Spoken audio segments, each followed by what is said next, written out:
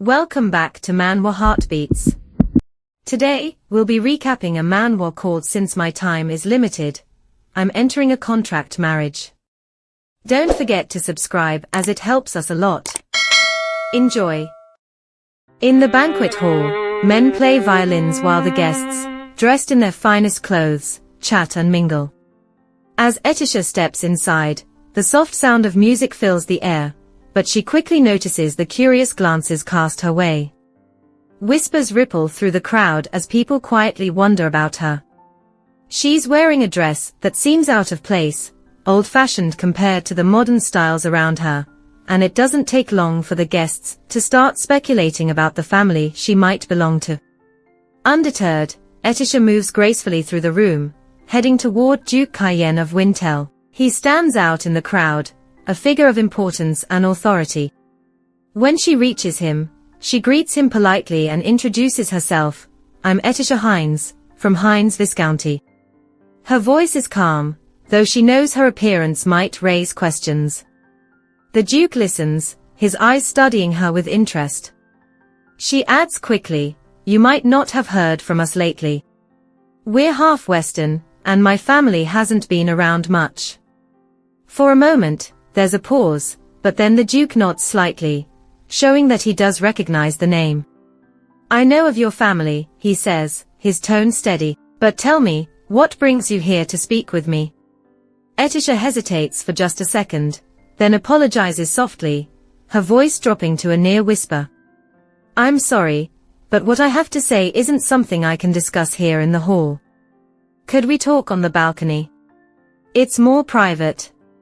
The Duke gives her a measured look before nodding, agreeing to step away from the crowd and hear what she has to say in a more secluded spot. Standing on the balcony, Etisha takes a moment to collect her thoughts, aware that she needs to be careful with her words. The possibility of not being around in a year weighs heavily on her mind. After a brief hesitation, she brings up a topic she knows could get her in trouble, but she feels she has no other option. She asks him about his personal life, knowing full well that it might seem like she's prying with ulterior motives. She even mentions the secret he's been keeping, which immediately draws his attention. He doesn't hide his curiosity about why she's asking. Etisha knows she's being direct, perhaps too much so, but she feels pressed for time and must get her point across before her sister arrives. She then proposes something unexpected, something that might seem odd, but feels necessary.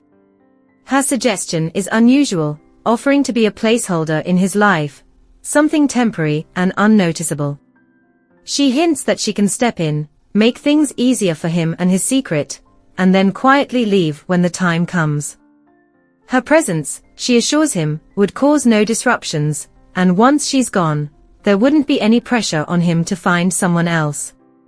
The Duke listens but remains silent. Finally, he questions why he should even consider her offer, making it clear that he doesn't take lightly the idea of involving others in such arrangements. Without waiting for more, he walks away, leaving her standing there, her words hanging in the evening air. Etisha watches him walk away, but calls out, asking if he's heard the rumor circulating that he cherishes his secret lover. She points out that everyone knows marrying him might give someone the title of Duchess, but not a true husband. The women in the capital are all aware of this, and she questions if that isn't just another way of playing with people's lives.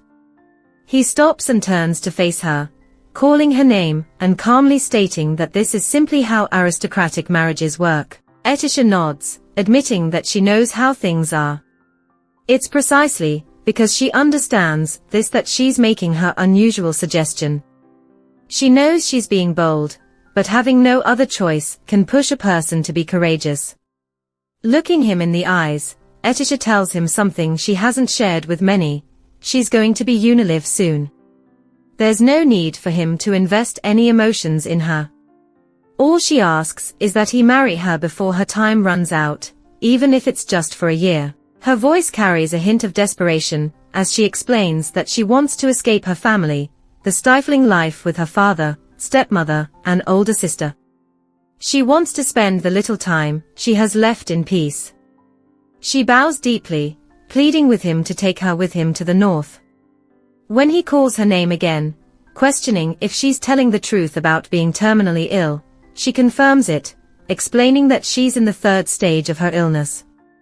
In her thoughts, she acknowledges that he might find it odd that a woman he barely knows is making such a bold request, but as she stands there, she realizes she doesn't regret her decision. This is her only chance, and she's willing to take the risk, no matter how strange it might seem to him. When he calls her name again, she turns to face him. He admits she's right, his family has been pressuring him to get married, but he never wanted a wife. Her suggestion doesn't seem bad to him. He agrees there's no need for unnecessary emotions and decides they should enter into a contract marriage, one that both of them can agree on. He asks for her hand, and when she offers it to him, he slips a ring onto her finger. It's a ring with the symbol of Duke Wintel, and it magically adjusts itself to fit her perfectly. Etisha is surprised by how well it fits and thanks him, promising that she'll make sure he has no regrets about their arrangement. Inwardly, she can't help but think of herself as a kind of poor Cinderella. Even though her situation isn't exactly like the fairy tale, she knows she's in a much better position now.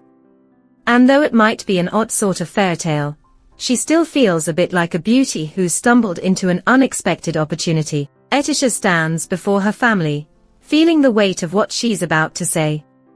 She hesitates for a moment, unsure of how they'll react.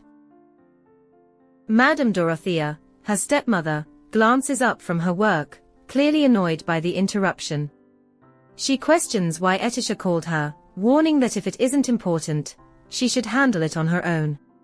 Taking a deep breath, Etisha tells them about the doctor's diagnosis from a few days ago. She's been diagnosed with hypomana syndrome. Her stepsister, Laren Hines, furrows her brow, asking what that means. Etisha explains that it's a terminal disease. Her stepmother narrows her eyes and asks if she's talking about the disease where mana builds up inside the body, eventually causing a woman to explode and die. Etisha nods, confirming that she's already at stage 3. The doctor told her she only has a year left. Tears start to well up in her eyes, as she wonders aloud what she should do. Madame Dorothea barely glances at her, coldly advising that she should make the most of her time before her 20th birthday. Her father, visibly uncomfortable, admits that he's afraid because they don't know when she might explode. Laren chimes in, agreeing that it's terrifying and suggests Etisha stay in her room, adding that she doesn't want to be around if something happens.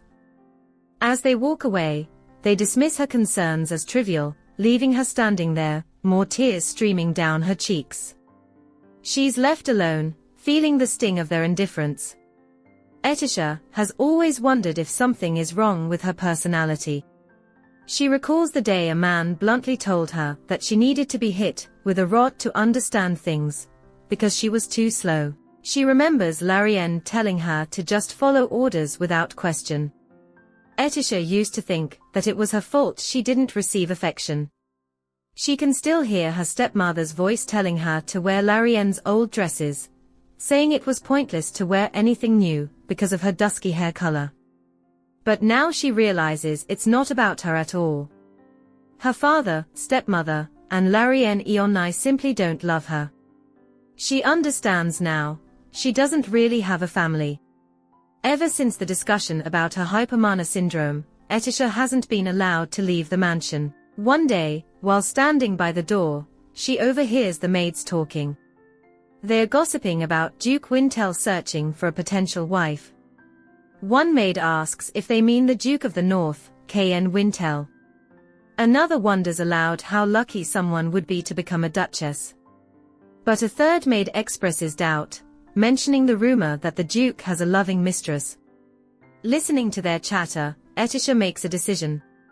If she's going to disappear eventually, it doesn't matter where she is. Leaving the Hines family is the first step. After securing the ring and assuring Duke Wintel that he won't regret their arrangement, Etisha apologizes and asks him to announce their marriage as soon as possible, especially while the National Foundation banquet is still going on. She's determined to put her plan into motion quickly, before there's any chance for hesitation or second thoughts. Etisha affirms her request, asking if it's possible. The Duke interprets her words, understanding that she wants to leave for the north as soon as the banquet ends. She then asks if that's something he can't do. For someone of his status, it's typical to announce an engagement first and then the marriage later. If he suddenly announces the marriage without warning, it will certainly create a scandal, as if they married by accident. She isn't worried about her own honor, but is concerned about his. She suggests that if it's too soon, he can announce their engagement first. She also advises that he explain the situation to his mistress before going forward. The Duke assures her that the ring she wears symbolizes the Wintel family, so he will do as she wishes. He then addresses her as the Duchess of Wintel and asks if she understands. She thanks him sincerely, despite the rumors she's heard, describing the Duke of the North as a ruthless and Cold War hero. Etisha can't help but wonder if his kindness toward her is just an act, because she's to be a temporary duchess. She reflects on this, questioning if she should feel sorry for herself. She knows his true personality isn't clear yet, but she's beginning to think that maybe, just maybe, the rumors aren't entirely accurate. To Etisha, it doesn't matter whether the Duke's kindness is out of courtesy for his fake wife or pity. Whether he has a secret lover or not isn't what she's concerned with right now. She simply tells him that she'd like him to announce their engagement on the last day of the banquet. As she walks back into the hall, all eyes are on her. People are curious, whispering among themselves about what she and the Duke discussed on the balcony. Some speculate that it must have been about him choosing a potential wife. Someone asks if it's really possible that Lady Hines might marry Duke Wintel, only to hear someone else dismiss the idea, saying it's unlikely. They wonder if it could be the first daughter instead. Another person chimes in, noting that the first daughter is running late, and someone suggests that she might be feeling unwell. Just then, the first daughter, Laren, finally arrives. She's a beauty too, but her attitude toward her sister diminishes her charm. Everyone is impressed by her outfit, but Laren wastes no time before yelling Etisha's name. When Etisha responds, Laren angrily asks how she could take her banquet invitation card without permission. Laren blames Etisha for her late arrival, pointing out that it's the first day of the banquet, and demanding to know what she plans to do about it. Etisha calmly responds that she came with the invitation that bears their family name, insisting she didn't steal Laren's personal invite. Laren grabs her arm, declaring that anything with their family name belongs to her. Etisha pleads to be released, but Laren tightens her grip, asserting that since Etisha is also a Hines, she belongs to her too and must obey her. Laren scolds her, asking why she's even at the banquet since she's never shown interest in such events. She reminds Etisha that she told her not to leave her room. Etisha remains silent, and Laren continues, saying she brought her toys every day to keep her entertained and even sang to her. Then, in a mocking tone, she asks if Etisha is upset because she didn't give her the doll she wanted. Etisha remembers a time when her sister dressed her up and told her to look in the mirror, saying she made her look pretty. Etisha had asked if she could show their parents, but Laren cut off her hair, calling it a waste and telling her not to speak of it to anyone. With tears streaming down her cheeks, Etisha whispers that she's just a doll to her sister. The newspaper headline reads, Hines burns down Countess's tea table, rips up a painting. Laren Hines destroys another crown prince's treasure. Laren is always the troublemaker, but the extent of her actions is unknown to many. If she likes something, she keeps it. If she dislikes it, she destroys it. At first, everyone blamed her for her actions, but now two ladies are chatting. One mentions that it's typical of Miss Laren to behave this way, while the other says she's excited to see what Laren will do next. Laren, who receives endless love despite her actions, is stunningly beautiful, but Etisha is more frustrated with her than anyone else. Etisha recalls how Laren once called her a doll and poured water on her, making her stay hidden from others. It feels like Laren, not Etisha, is the one who should be diagnosed with the syndrome. Etisha feels she can't play the role of a doll anymore. She's scared of what might happen next, and is worried that an accident could occur at any time. She tells Laren that it's frightening and advises her to go back to the mansion immediately. She insists Laren should stay put and not move around, just to be safe at home. Normally, Etisha would have to listen to Laren. She's always been obedient, timid, and too weak to speak up. But now, she stands her ground. She tells Laren she doesn't want to go back and insists on attending the banquet. If Laren doesn't want to see her, she should just go home. Laren is shocked by Etisha's response. Etisha repeats her demand, saying Laren should leave and stay away until the National Foundation banquet is over, because she plans to attend every day. As she walks away, she makes it clear that it's Laren's choice whether to leave or stay. Laren is left speechless and grabs Etisha, raising her hand as if to slap her. Etisha braces for the hit, but doesn't feel it. Laren mutters that she was definitely going to slap her. Just then, Duke Wintel intervenes, holding Laren's hand back. He asks her what she's doing and questions whether her family values education. He expresses disbelief that she's resorting to such violent behavior, comparing it to something out of a low-grade film. Etisha wonders what's going on. She introduces herself and asks Duke Wintel to let go of Laren's arm because it hurts. He says he will, but warns her that if Laren raises her hand again, her arm won't be in good shape. Etisha is in shock and asks what he means. He checks if she's alright, and she confirms that she is. He then asks if this kind of thing has always happened, and if that's why she wanted to go with him to the north. Etisha doesn't respond, and Duke Wintel says it's a mess. Laren is stunned by the mention of the north and asks her sister what's going on. People nearby are gossiping, surprised by the idea of Etisha and Duke Wintel going to the north together. They wonder if there's something romantic between them. Laren demands to know what's happening and screams at Etisha, questioning how she could go somewhere like that. It seems she really feels she has control over her sister. Etisha tells Laren that it's not her business, and that this is between her and the Duke. She tells Laren not to lie and asks how she would even know him. As Duke Wintel calls her, he suggests they pretend none of this happened.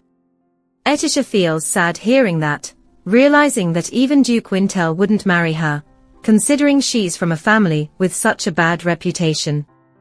Duke Wintel then surprises everyone by announcing that instead of waiting until the last day of the National Foundation banquet, he will make the announcement right now. Etisha can hardly believe her ears. She asks him to repeat what he said, clearly in shock.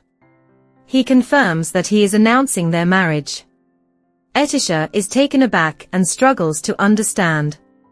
She questions if he really meant marriage, feeling like she might be dreaming. Duke Wintel raises his hand and makes the formal announcement. He declares that Lady Etisha will become his wife and will take on the Wintel name. He also states that anyone who harms her reputation will be harming his own and makes this promise in the name of the Lord. The crowd reacts with surprise and excitement, shouting and reacting loudly to the unexpected news. Laren, Etisha's stepsister, cannot believe what is happening. She thinks it must be a lie and that there's no way her sister, Etisha, will actually marry Duke Wintel. As she considers what to do, she realizes that Etisha's condition isn't normal, she is sick. Laren starts to think about revealing Etisha's hypermania syndrome to the public. She worries that if people find out that the new Duchess is terminally ill, Duke Wintel's supporters might pressure him to find another wife. Laren decides to confront Etisha. She tells her sister to listen carefully and explains that she will soon be the Duchess of Wintel. Then she announces that she is leaving their home. Laren is shocked and asks Etisha if she is really leaving home.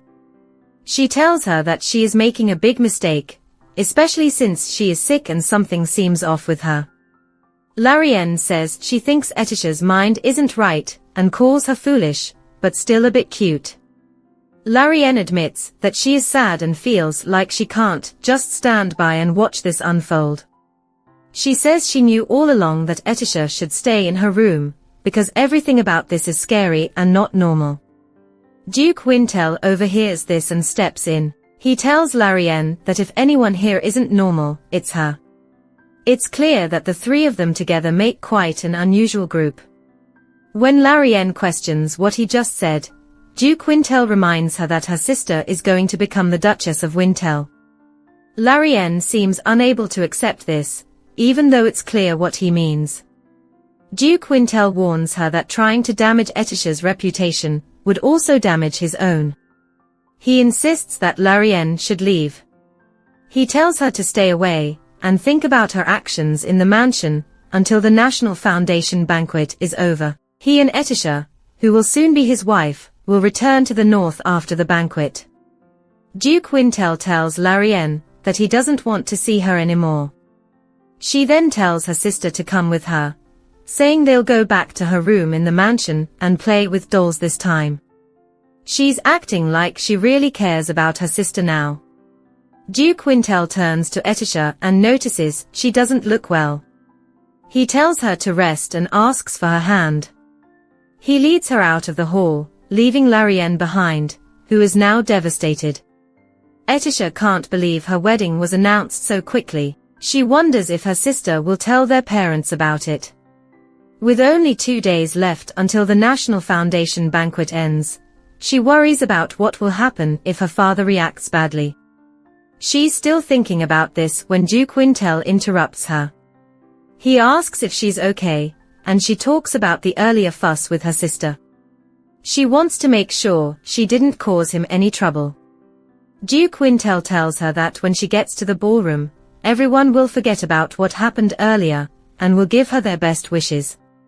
He hopes she will see for herself. She asks if that's really the case, and Duke Wintel explains that, although he was quite abrupt by announcing their wedding so quickly, he didn't mean to be rude. She is surprised and says she actually sees it as a helpful move, not rude at all. He admits he didn't do it to help her specifically, but to uphold the Wintel family's honor. Despite that, she tells him that, whatever his reasons, he ended up helping her. It seems everyone is just looking out for their own benefit. Duke Wintel then mentions that he felt like he received her help too. She tells him that it was the first time anyone had made her stepsister back down so effectively. She adds that he might not fully understand how she feels right now, but he thinks he does. He then asks about her plans for the night, clarifying that he wants to know if she plans to stay at the Hines mansion or come with him. She doesn't answer right away, so he checks if she really doesn't want to deal with her family, and she confirms that she doesn't. He invites her to stay at his villa in the capital until they head north. He says that since their wedding has already been announced, staying together for a few days won't cause many scandals. She is surprised by his thoughtfulness and starts to think that the only thing left for her to do is to die quickly. She thanks him for the offer, but says she doesn't want to feel too indebted to him. He doesn't see it that way and explains that since she's his future wife, he's concerned she might end up with bruises after what happened at the Hines mansion. She is surprised to hear this. He tells her to come to his villa if she understands, and she agrees, thanking him once more. He says it's nothing and that she doesn't need to thank him, because he's not doing it just to help her. Even though he says he's not trying to help her, she feels that he is, so she thinks she should be very grateful.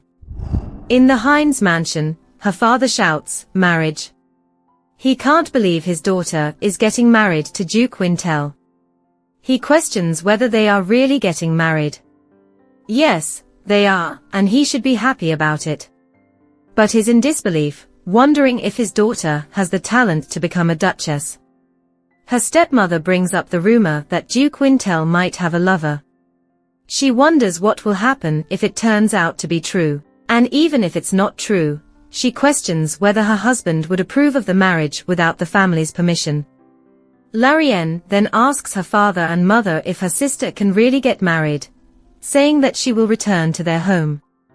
It sounds like she wants her sister to come back to her, or maybe she just doesn't see it any other way. Her stepmother adds that if they send their daughter away, what family would want her? She's not good at anything, according to her. It seems that her unkind nature has taken away her beauty, which was once there. Her father tells them to wait and think it over. He says that, considering the situation, he doesn't want to ruin the marriage. He agrees that letting her go might be the best choice, especially since she only has a year left. He adds that if his daughter marries Duke Wintel, they will be connected to him, and everyone seems to be looking for their own benefits. Her father says that if his daughter marries Duke Wintel, their trade business can expand into the north, and they might even get a new track built there. Hearing this, she shouts, "Father," but he tells her to be quiet and explains that this is a once-in-a-lifetime opportunity. She reminds him about her hypomania syndrome, which will eventually be fatal. Her stepmother supports her, saying it's wrong to send away a child who is so sick, especially since something could happen at the banquet or later. Her father just laughs and says they should send her to the north as soon as possible. It sounds like he's thinking that something bad might happen there, as if she might explode in the north. They are both shocked and can't believe what he's saying. He tries to explain that if she goes to the north quickly, the accident will happen there. He thinks they can just ignore her condition and act like they didn't know. Since their family doctor diagnosed her, he thinks they can keep the doctor quiet and avoid any gossip. In the meantime, he plans to negotiate with the Wintel family and focus on bringing their interests to the north before the child's condition worsens. Her sister yells, "No." She says she doesn't want our female lead to become a Wintel, and that she needs to be locked up in their mansion. Then she tells their mother to say something. Their mother has a different concern. She asks their father about the diary, saying that if their daughter marries Duke Wintel, they will have to pay a lot for it. Their father says he has already thought about that and that they should stay behind, because he has everything figured out. It's impressive how quickly and smartly he handles business. Now, our female lead is in the same carriage as Duke Wintel, who she just met yesterday. It's surprising, because it's her first time going out in a long time. She looks at him and thinks he's really handsome. Don't fall in love, she tells herself. Duke Wintel is often called the second most handsome man in the empire, but to her, it seems like a lie because the emperor is always first in her eyes. The Duke and the emperor have been close friends since they were young. The emperor grew up in the north, not the capital, when he was still a prince. They've even fought together in battles. She wonders if handsome people are more likely to be friends with each other. As she stares at him, he calls her name. When he asks if she is good at handling the cold, she looks at him and says, "Pardon." He explains that the north is very cold and not a good place for someone who is sick. She admits she isn't great with the cold but promises she'll do her best not to be a burden, especially on the trip. She assures him she won't be a problem. He then suggests she contact any close friends she might have before they leave for the north, since it will be hard to meet people in the capital again.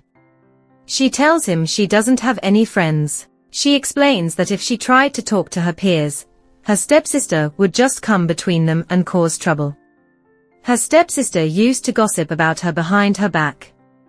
She wonders if he really is worried about her, thinking he might be trying to warn her that she won't like the north and will want to leave. She wasn't planning on running away when the marriage was announced, though. He then asks her one last question to clarify something. He wants to know if she wants to cut ties with her family, or if she is seeking revenge, or an apology from them. She appreciates his concern.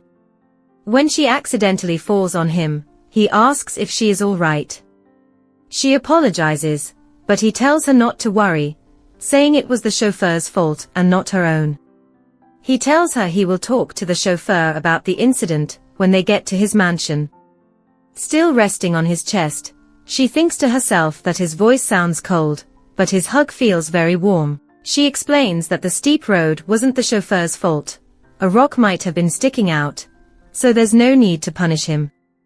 He responds that she is very merciful, but insists that the person at fault should face the law and get the right punishment. However, she has a feeling that the punishment he's talking about isn't meant for the chauffeur. She wonders if he's referring to something else, maybe something related to her family. She remembers his question about whether she wants to cut ties with her family or seek revenge and punishment. She wonders if it's because they are so close that she can feel his breath and emotions. She senses a deep, fiery anger hidden behind his cold gaze and wants to know who he is really angry with. She then turns to him and says she isn't sure about her feelings. She hasn't been able to do much so far. Just leaving her family took a lot of courage, and she never imagined seeking revenge on them. She wonders what exactly she wants from the Hines family, but she decides she doesn't have time to think about it right now. From now on, things will be different. She tells him that she will think about her feelings one by one while being by his side. She says she wants to cut ties with her family first. He listens in silence, making her wonder if her answer wasn't good enough. He finally says that her answer was satisfying. When they arrive at his villa, she asks if he owns it. Looking around in amazement, she says, "Oh my God," because the villa is even bigger than the Hines Viscountall mansion. He tells her that the villa was given to him by the emperor. She asks for confirmation, and he explains that the emperor promised him a house, so he asked him to come to the capital more often. Hearing that, she says it seems like a waste to leave such a big mansion empty. He notices she likes the house and says that she can have it if she wants. He insists that she should take it.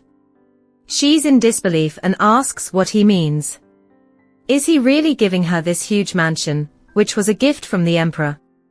He says it's unnecessary for him to keep it, but he couldn't bring himself to get rid of it since it was a royal gift. He adds that giving it to his future duchess should be reason enough.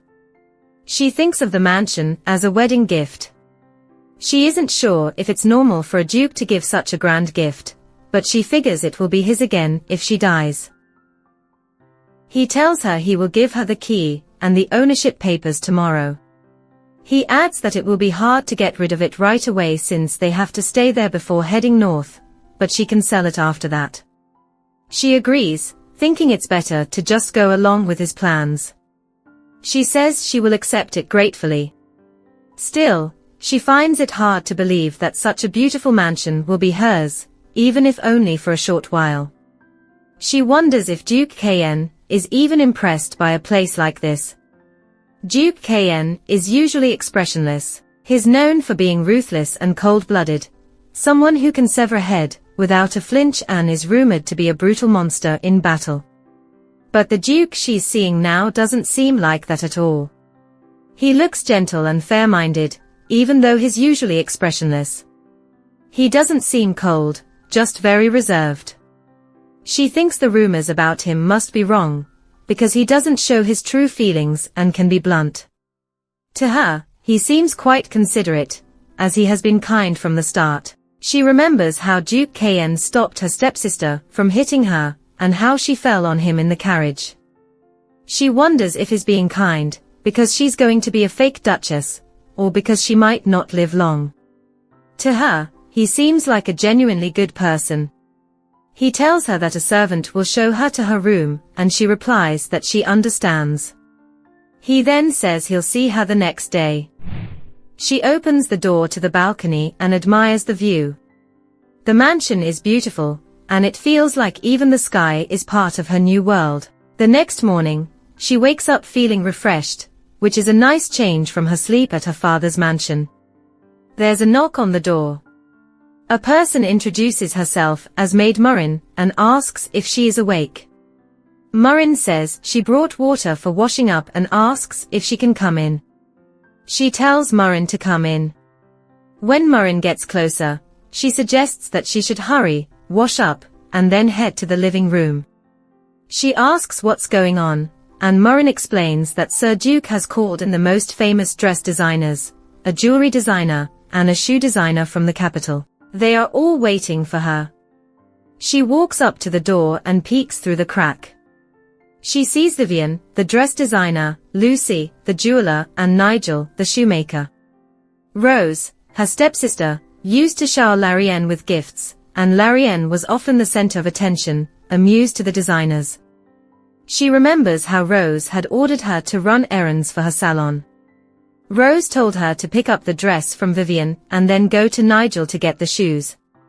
When Laren got to Vivian's place, she was met with rudeness and told the dress wasn't ready yet. Vivian questioned if Laren didn't know she had the deadline wrong. The more errands Laren ran, the more people treated her like she was just another maid. Despite being treated this way, she remembers that today she's supposed to be pretending to be Duke Wintel's Duchess, so she shouldn't feel discouraged. She opens the door with a smile and says, "It's been a while." She then asks if they've all been living comfortably. They seem surprised to hear her name, which makes her wonder if they haven't heard about the marriage announcement yet. They murmur among themselves, wondering why she's at Duke Cayenne's mansion so early. They even question if she could really be his rumored mistress, though they doubt it. Laren confirms that the news of their marriage hasn't reached them yet. She then says she was told that the three of them are Duke Cayenne's guests. Curious, she asks them what task he has given them. When no one answers at first, she guesses that they don't have anything to say and decides to leave since there's no business.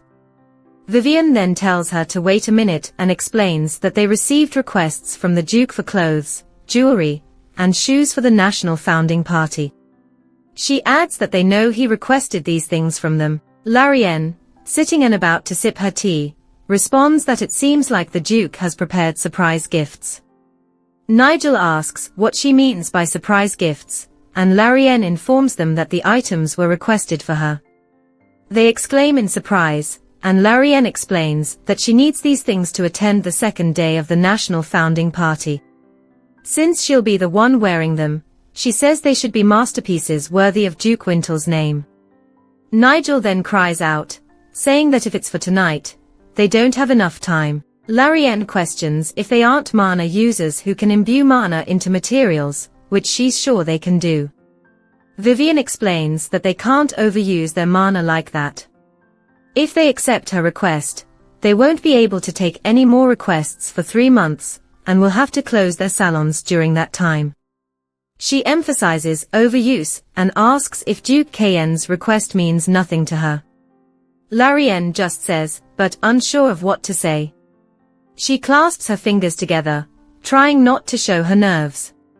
She needs to stay calm and pretend to be the Duke's mistress. She thinks that if she keeps everyone focused on her, the Duke will be satisfied. Sitting confidently, she thinks about mimicking Laren. She remembers how Laren would insist on getting things done immediately, even if it meant threatening someone to work on the spot. But Laren doesn't want to become like her sister. She acknowledges that the dress designer is refusing to take the order, but asks Nigel and Lucy if they are in. She wonders to herself if she really is the Duke's mistress, why he would marry someone plain like her, and if she's just bluffing about staying temporarily at the mansion. Vivian questions her relationship with the Duke. Laren thinks Vivian is acting just like her sister, full of herself. She tells Vivian that it's disrespectful to question her client's private life. When the Duke arrives, she tells him to come in, and the three of them freeze. They all say, "Nice to meet you," as he walks in. The Duke mentions he's a bit late, because he was figuring out how things work with the land. He explains that the mansion's ownership includes the surrounding lands. Then, he asks Laren to put her hand on the nameplate. When she does, he tells her that she is now the owner of the mansion. The guests think it's a bit much, even if she is a mistress, since the land is included. But Laren deserves it. Lucy notices the ring on her finger, and says that she is not just a mistress, but the future duchess. She then expresses her honor at being given this chance and assures them that if they leave it to her, they will create something truly exceptional, worthy of the Wintel name. Nigel agrees, saying that even if he has to use all the materials he has been saving, he will make the most beautiful shoes in the entire nation. Laren thinks to herself about those people and kneels down to apologize for her rudeness. She promises to do her best to make the dress perfect. She feels relieved when he accepts her apology. However, he mentions that he called them to bring joy to his wife, but she doesn't seem pleased at all. He tells her she doesn't have to listen to them if she doesn't want to, and that there are plenty of designers, so he plans to send them away.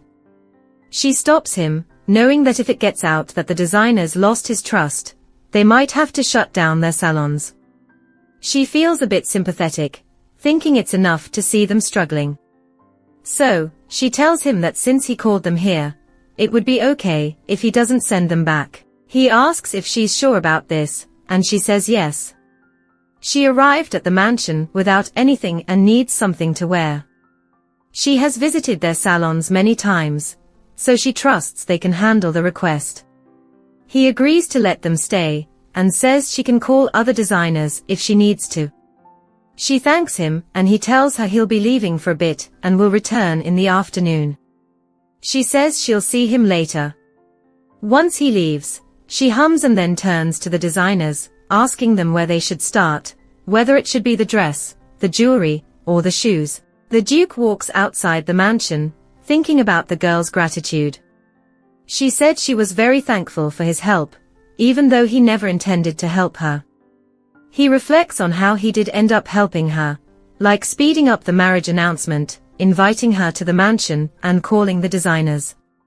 Even if these actions seem normal for someone in her position, he realizes it's something she should appreciate. He decides that it doesn't matter if she figures out the meaning of the nameplate, because they will never actually use it. In the carriage, Val de Pram, his assistant, hands him a report. Val says he investigated as ordered and gives him the report on the Viscount Hines family and Lady Etisha. As the Duke reads through it, he notes that he already knows the basics: a remarried family, the stepsister's painting, and a weak, lonely, plain woman. He then asks about her relationship with the three designers who were called to the mansion, and Val replies that they are all very close to her stepsister. Val de Pram tells the Duke that whenever Miss Laren visited the salons, she would use the girl as a substitute porter, just to make things difficult for her. She often sent her to pick up orders before they were ready and sometimes even kicked her out of the salons. The Duke thinks about Etisha Hines. With her white face and pink hair, he feels her most striking feature is her composed demeanor, despite her life being filled with scorn and abuse. He remembers when she asked what she truly wanted from the Hines family, and said she didn't have time to think about it. This makes him wonder if she has something that requires time. He thinks that once she becomes Wintel's Duchess, she might make everyone who insulted her apologize. It's possible she could seek extreme revenge, like stripping Viscount Hines of his title, and making the family members who became commoners serve her. She could easily make them bow to her. Yet, she claimed that revenge was not on her mind, and he questions if this might be because she is terminally ill. He imagines himself with only a year left to live and realizes people might make different choices in similar situations. He thinks if she knew beforehand, she might have chosen other designers. He tells Val to stop the carriage, because he wants to visit the Imperial Palace. He mentions that it's been a while since he last saw them. Back at the mansion, dressed in her beautiful clothes, the maid asks if she would like more tea. She says no, as she's already full and doesn't want any more. She wonders where the Duke might have gone, guessing that the servants won't know or won't say if she asks. He left in the morning and still hasn't returned. They need to go to the National Foundation party together, but they don't have much time to get ready. She thinks maybe he went to meet his mistress. It makes sense if the mansion's servants are keeping quiet, given that he's with her. But she tells herself that his personal life is not her concern. This is a contract marriage with no emotions involved, and she is the one who agreed to it. She rests her head on the table, feeling a bit tired. A servant tells her that the Duke has returned. She lifts her head, surprised, and asks, "Sir Duke?" When he comes in, she welcomes him. He apologizes, saying he's sorry for coming back later than he planned. She thinks he really does care about her, though she hasn't realized it yet. He walks over to her and asks if she has been waiting. She tells him she has, but not for too long. She thanks him, saying that she now has beautiful clothes, jewelry, and shoes. It's the first time in her life that she has such lovely things. He stays quiet, so she calls out to him. He thinks about how happy she seems and wonders if it really matters who made the items. He tells her they look good on her and then walks away. His lack of expression makes her wonder if he doesn't like the dress, but she still appreciates his help. He mentions that if he goes to the north, he will call for other designers. This seems confusing to her, and she responds with a simple okay, though she feels like he might not really like the dress. It's not the dress itself he dislikes, it's more likely the designers he's unhappy with. It is the second day of the National Founding Party. A bald man asks if there was a big commotion the day before. A lady responds that it was about Lady Hines and wonders if he didn't hear. She adds that her daughter told her. Another man says he would have come to the party from the start if he had known about the fuss. The aristocrats, who missed the excitement from the day before, have the same question. They wonder if Miss Etisha will really become Wintel's Duchess, and if the Duke is as unreachable as a flower on a snowy mountain. One man agrees, saying that no one would dare climb such a mountain, and even if they did, they wouldn't survive. A lady then compares their female lead to a cliff. She thinks that the lead is weak and plain, but she is still the most important lady around. She wonders about Etisha Hines. The night is beautiful, and the three gossipers turn around to see Viscount Hines approaching. Larienne's face doesn't show any sign that she knows about her sister's marriage. They question if her father is also unaware, glancing at him in the middle of their conversation. The lady walks up to the father of the female lead, congratulates him, and says he must have something great happening at home. He replies that he mentioned it, adding that his daughter must have caught the Duke's attention somehow. A man approaches them, asking if it really means his daughter is going to become a duchess. He thinks the Duke must have fallen for her the moment he saw her. Her father responds that, no matter how grand the Duke of the North is, he's still young and it's best to be in one's prime. The man confirms that the rumors are true, and the bald man says that the usually merciless Duke has actually fallen in love. However, he adds that he deeply cherishes his daughter, and that they can't live without each other. He says this because he wants everyone to be deceived. When the man asks why his other daughter acted so strangely the previous day, he wonders if the man means his eldest daughter. He explains that she is a bit immature, so he kept the news from her to prevent jealousy towards her younger sister, and adds that she knew nothing about it. They agree with him. Then he says there's something he's worried about, and the man asks what he means by being worried when everything seems settled. He puts on a worried expression, and says that the Duke has refused to accept any dowry. They are shocked to hear that and mention that it's unheard of for someone not to take a dowry. A lady comments that the wedding announcement yesterday was also unusually surprising and notes that the Duke seems to stand up for Miss Etisha often. A man says he feels the same way, because the Wintels aren't going to care about a few pennies of dowry. Another man agrees, but questions if it's a bit extreme to completely skip the dowry. Her father responds by saying that's how love works, and adds that the Duke probably believes you can't buy love with money. Hearing this, a man calls out the name of the Duke, surprised that someone known as a ruthless warrior would act this way. The Duke of the North is known for his battles, and wherever he fights, people fall. Yet, the atmosphere is just as Mr. Hines hoped. He points out that, despite this, they should consider the honor of the Hines family and asks why they can't even offer a small dowry. A man says he doesn't want to upset the Duke by doing anything unnecessary.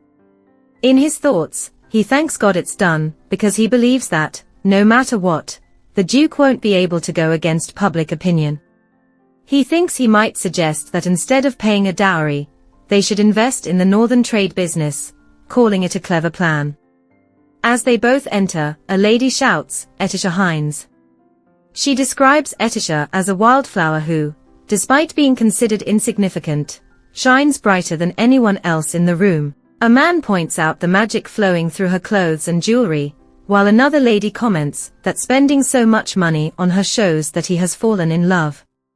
Her father walks toward her with his arms outstretched, saying, "Oh," and mentions her name as he talks about her finally getting married. He adds that he feels both happy and sad to send off the daughter he raised so beautifully.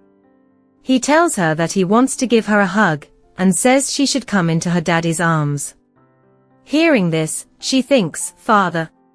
She recalls that he has always been strict and even scary. He never smiled at her and only showed this gentle side to her sister. She wonders if he's really her father, or if he's Larien's father, and she's just his stepdaughter. She had thought he would take her to the Hines mansion, and lock her up once he learned about her wedding. It seems strange to her that he is celebrating her wedding now. She refuses to be fooled, thinking her father has never really loved her. Instead of hugging him, she pushes his arms away, calls him father, and tells him he looks extremely happy. If you're eager for the next chapter, drop a comment expressing your interest in a part 2. Don't forget to subscribe and ensure to hit the notification bell to stay updated. Until next time.